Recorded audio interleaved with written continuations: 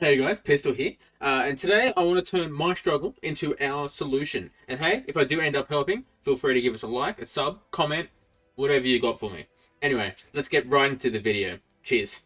So, boy, did I have issues with this mission. I guess my main issue was just trying to understand how to succeed.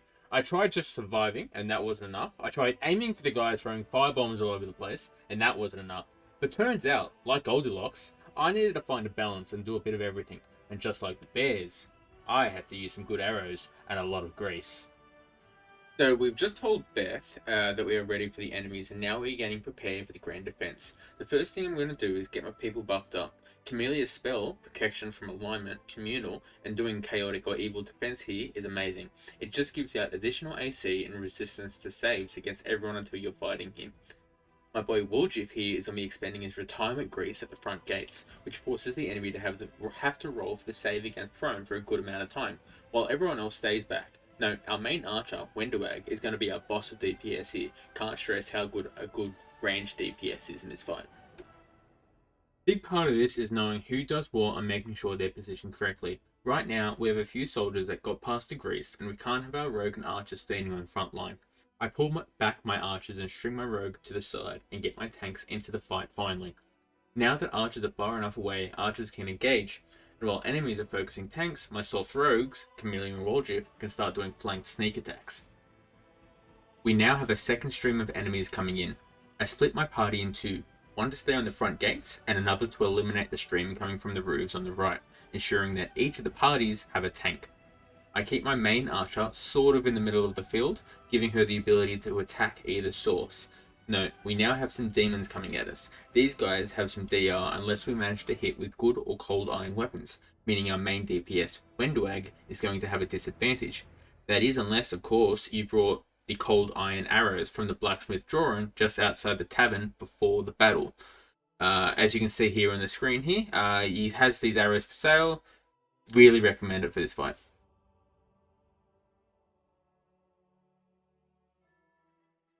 Until the next challenge comes, I'm really just doing more of what I've already explained. Getting archers in good positions, having tanks take the front of the attacks, and getting rogues to flank.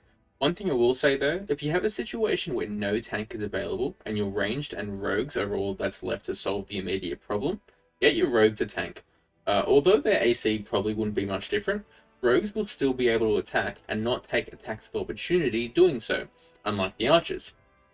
Also, it's good sometimes to pull back and let the AIs take the aggro of enemies.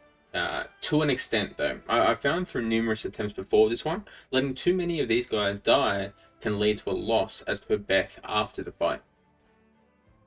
I might just speed up this fight in the editing, turning the epic music up too. I don't know. Just give me a moment until the next bit comes up and I can talk about something.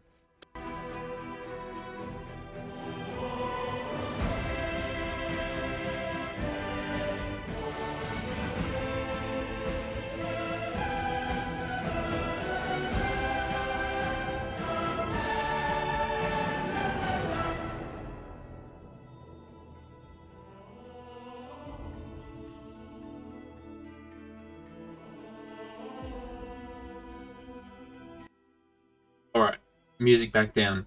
So about these pests. I'm assuming you've noticed by now there is a red bar on the top of the screen saying Tavern Defenses.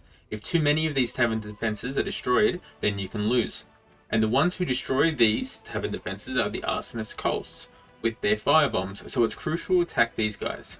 The way to do this is to get your ranged guys hammering them, and your tanks defending the archers, while staying behind the grease puddle to continue separating the enemy. Hopefully you guys survive and reach this point. If you've lost people already or your defenses are just low, just reload because hey, now is when things start getting pretty hectic. A lot more enemies start pushing from the rooftops, and your limited support on the roof gets demolished pretty quick. And you're also greeted with more arsonists at the front gates and the roofs. Take care of the arsonists at the front gates first, then get to splitting your party like last time. You know what to do. Speed up time.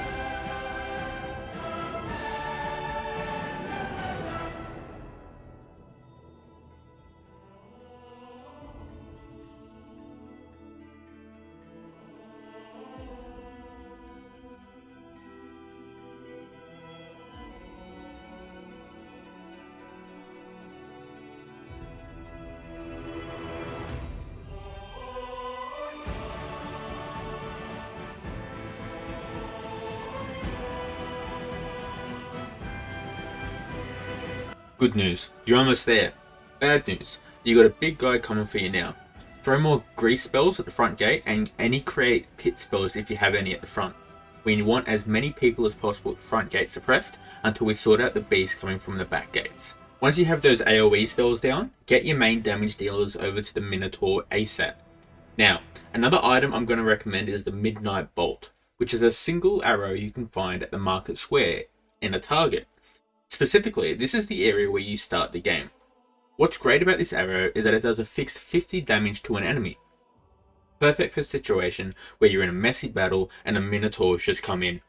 After you use this bolt on the Minotaur, it should only take one shot to take him down. Additionally, don't make the same mistake I did. Through that same back gate are some arsonists. Prioritize those guys next and then take down the remaining enemies.